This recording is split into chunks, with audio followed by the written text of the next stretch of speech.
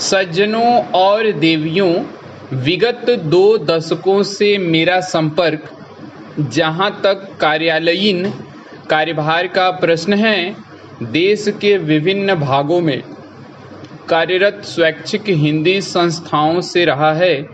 अतएव आज इस गौरवपूर्ण मंच से संस्थाओं और उनके इर्द गिर्द की बातों पर अपने विचार केंद्रित करूंगा, जहां हिंदी शिक्षण एवं परीक्षा संचालन हिंदी प्रचार प्रसार के सर्वाधिक रचनात्मक कार्यक्रम हैं, वहीं हिंदीतर क्षेत्र में हिंदी के लिए अनुकूल वातावरण निर्माण भी एक महत्वपूर्ण पहलू है।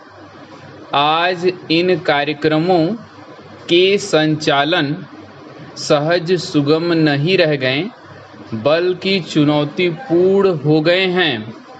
विद्यार्थियों की योग्यता बढ़ाने के लिए शिक्षा एवं परीक्षा के अतिरिक्त हिंदी वक्तव्य, निबंध, वाद विवाद के साथ साथ नाटक, एकांकी प्रतियोगिताएं आयोजित की जाती हैं।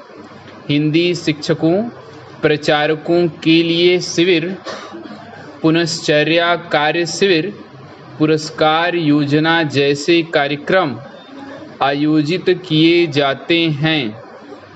अनुकूल वातावरण निर्माण के लिए जहां इन कार्यक्रमों को अधिक प्रभावी और परिणामी बनाने की आवश्यकता है, वहीं अन्य प्रभावी कार्यक्रमों की परिकल्पना करनी होगी। हिंदी शिक्षण, परीक्षा संचालन और वातावरण निर्माण, इन तीनों के अनुपातिक और सफल आयोजन पर विद्यार्थियों का हिंदी ज्ञान अर्थात हिंदी बोलने, पढ़ने एवं लिखने की दक्षता का पूरा दारोमदार टिका रहता है। आज जबकि बहुतेरे विद्यार्थी शिक्षक बनने की राह में प्रशिक्षण प्राप्त कर रहे हैं, तो हिंदी शिक्षक की योग्यता एवं दक्षता ऐसे ध्यान देने का विषय है, जो राज्य के इतने सारे हिंदी सीखने वाले विद्यार्थियों के स्तर के लिए निर्णायक पहलू हैं। यह नकारा नहीं जा सकता कि किसी भी संस्था के लिए उनके प्रचारक ही आधारभूत परिसंपत्तियां होते हैं। प्रचारकों के सत्प्रयास एवं सुकार्य से संस्था की जड़ें मजबूत होती हैं। वास्तव में हिंदी की प्रचार योजनाओं का सफल कार्यान्वयन सभी संबंधित पक्षों के प्रयास के समन्वय से ही संभव है।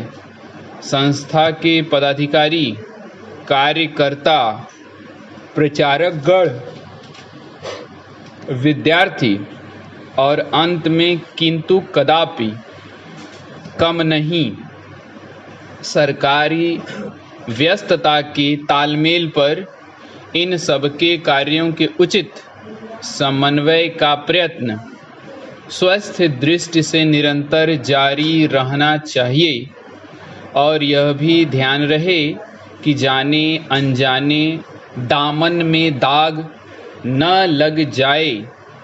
भारत ग्रामों का देश है और अधिकांश भारतीय जनता ग्रामों में बसती है।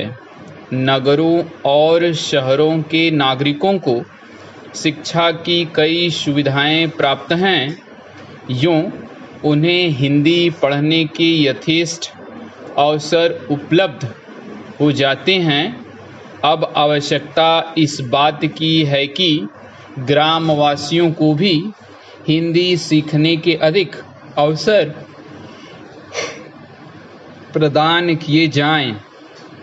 हिंदी राष्ट्रीय अस्मिता, राष्ट्रीय पहचान राष्ट्रीय गौरव की भाषा है। यह राष्ट्रभाषा राजभाषा घोषित तो हो चुकी है, किंतु अब तक इसे अपना उचित स्थान प्राप्त नहीं हुआ है।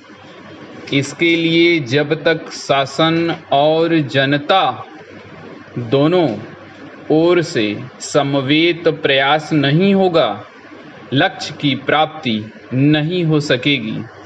राष्ट्रभाषा से ही किसी राष्ट्र की भावात्मक एकता, राष्ट्रीय एकता की प्राप्ति की जा सकती है। अपने देश की भाषा को छोड़ किसी अन्य विदेशी भाषा से इसकी प्राप्ति कदापि नहीं की जा सकती।